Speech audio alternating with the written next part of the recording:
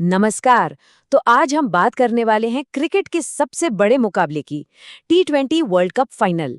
और आमने सामने हैं दो बहुत बड़ी टीमें, इंडिया और न्यूजीलैंड। तो दो जबरदस्त टीमें और एक चमचमाती ट्रॉफी।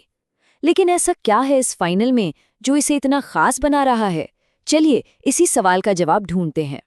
देखिए, एक तरफ है डिफेंडिंग चैंपियन टीम इंडिया, जो अपना टाइटल बचाने के लिए मैदान में उतर रही है। और दूसरी तरफ है न्यूजीलैंड। ये वो टीम है जो हमेशा बड़े टूर्नामेंट्स में आकर सबको हैरान कर देती है। तो फाइनल तक का इनका सफर कैसा रहा? मतलब ये दोनों टीमें यहाँ तक पहुंची कैसे? चलिए एक नजर डालते हैं इनके रास्ते पर। वैसे दोनों टीमों का फाइनल तक पहुंचने का तरीका ना बिल्कुल अलग था। एक तरफ न्यूजीलैंड ने साउथ अफ्रीका को एक तरफा मुकाबले में मतलब 9 विकेट से धो डाला, और वहीं दूसरी तरफ इंडिया और इंग्लैंड का मैच, ओहो, वो तो बिल्कुल नेल बाइटिंग था। आखिरी ओवर तक गया और इंडिया सिर्फ 7 रन से जीती। तो एक तरफ आज जीत और दूसरी तरफ कांटे की टक्कर। न्यूजीलैंड की इस जबरदस्त जीत के हीरो थे फिन एलन। और क्या पारी खेली उन्होंने। द गार्डियन ने भी लिखा है कि ये इस टूर्नामेंट के इतिहास की सबसे तेज सेंचुरी थी, और जैसा कि एलन ने खुद कहा, ये उनकी जिंदगी की सबसे बेहतरीन पारी थी। सोचिए, सिर्फ 33 गेंदों पर सेंचुरी, कमाल ही तो है ये।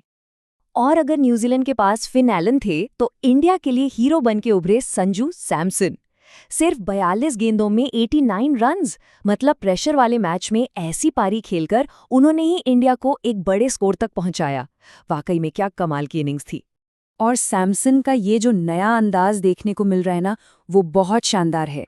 इंडिया के पूर्व हेड कोच रवि शास्त्री भी यही मानते हैं। उन्होंने कहा, मुझे लगता है कि वो अब मेंटली बहुत टफ हो गए हैं, वो अब मैच्योर हो चुके हैं। और ये बात सही भी है। एक वक्त था जब वो टीम में अपनी जगह के लिए जूझ रहे थे, और आज देखिए, इंडिया के सबसे बड़े मैच विनर बनकर सामने आए हैं। लेकिन देखिए, ये मुकाबला सिर्फ एक और फाइनल मैच नहीं है। इसके पीछे एक लंबा इतिहास है, एक पुरानी राइवलरी है, खासकर जब बात आईसीसी फाइनल्स की आती है। अगर हम पुराने रिकॉर्ड्स देखें तो आईसीसी फाइनल्स में इंडिया और न्यूजीलैंड 3 बार आमने सामने आए हैं। 2000 की चैंपियंस ट्रॉफी हो या 2021 का वर्ल्ड टेस्ट चैंपियनशिप का फाइनल, दोनों बार न्यूजीलैंड ने बाजी मारी। इंडिया को जीत मिली 2025 की चैंपियंस ट्रॉफी में।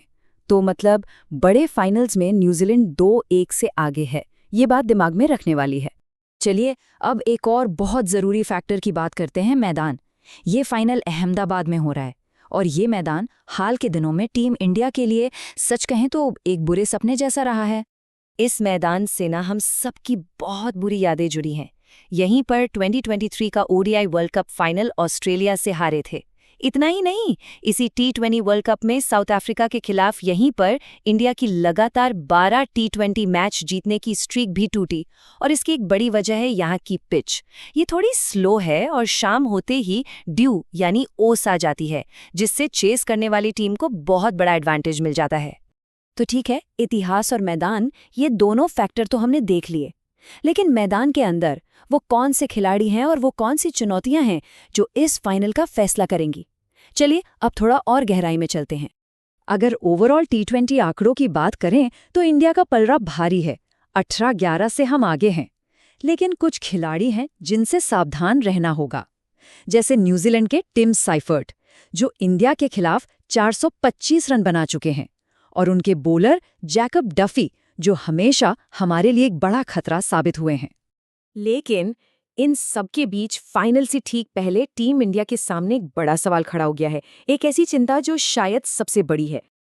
और वो चिंता है टीम के ओपनर अभिषेक शर्मा की फॉर्म।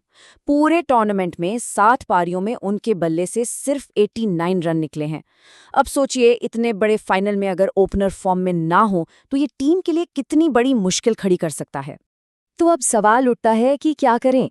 इस पर रवि शास्त्री की राय बिल्कुल साफ है। वो कहते हैं, कोई बदलाव करने की जरूरत नहीं है। क्या पता यही आखिरी मैच तुम्हारे लिए बेस्ट गेम बन जाए। मतलब टीम मैनेजमेंट को अभिषेक पर अपना भरोसा बनाए रखना होगा।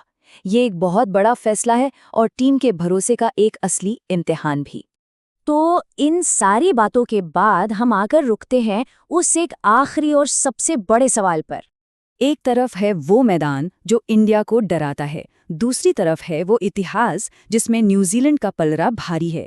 एक तरफ फिन एलन जैसा इन फॉर्म हीरो है, तो दूसरी तरफ है टीम इंडिया जो अपना बदला पूरा करने के लिए बेताब है।